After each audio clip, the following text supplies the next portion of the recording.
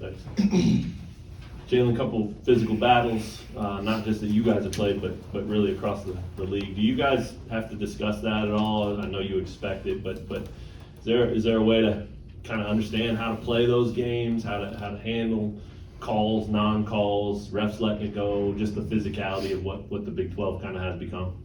Yeah. I mean, if you watched last night, that TCU Baylor game was really physical. Hats off to TCU. I mean, they came back down like 17 or something like that. So it just shows the strength of our conference. You know, every single night is going to be a battle, as we've seen the past two games for us. And like you said, throughout the conference. And it starts in practice, you know, preparing for those physical battles, playing through contact.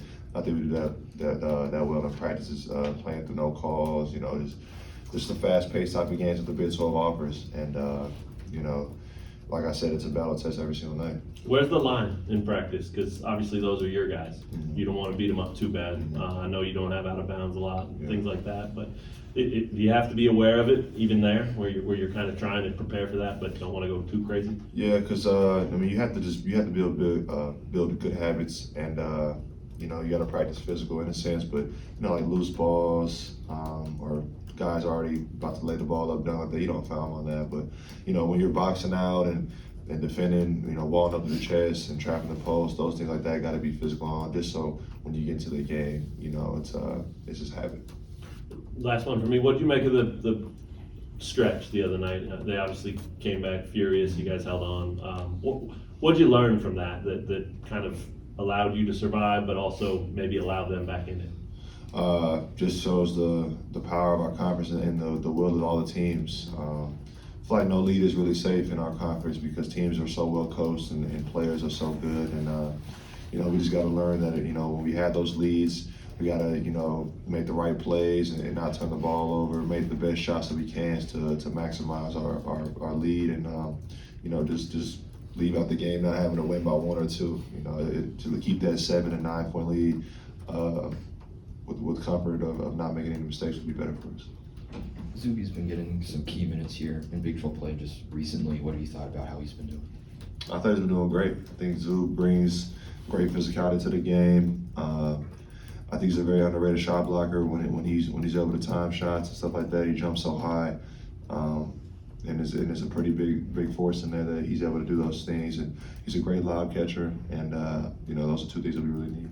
What do you think he's been doing to earn those minutes? Has he been just showing up more in practice? What do you think he's been doing?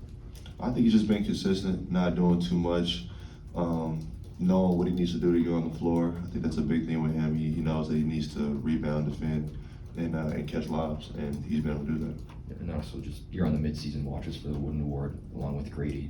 Just how do you feel about that? It's a blessing, of course. Great recognition, and you know, excited that we have most of the guys on there. Jalen, yourself and Juan and Kevin, you've been through so many battles together, and Kevin, you know, at another place. But is there a confidence that you guys have at the end of the game that you guys have been through this and you're going to win more than your share? 100%. I feel like, especially with how the year's been going this year, and obviously last year with all the tight games we had.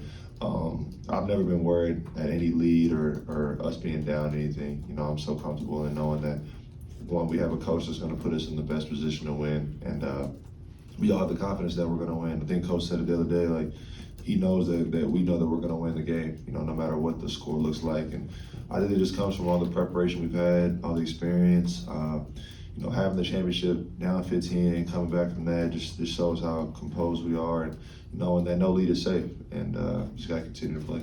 And toughness is something that, of course, Coach Self does maybe better than anybody, and I always ask him about that. But you've been around this team. I mean, how tough is the group of guys you're with right now? And can you make any reference to your previous teams here on the toughness level you see on this year's team compared to past?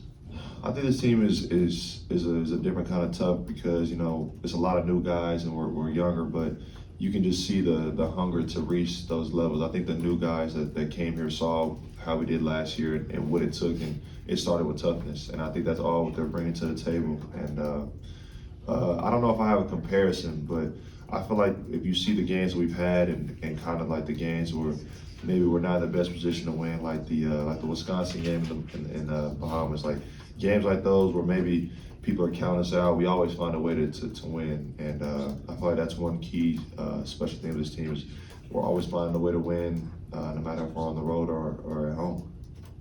I want to go back to the other night when you guys were down 8 coming out of the timeout. I think you and DeJuan combined for 18 straight points.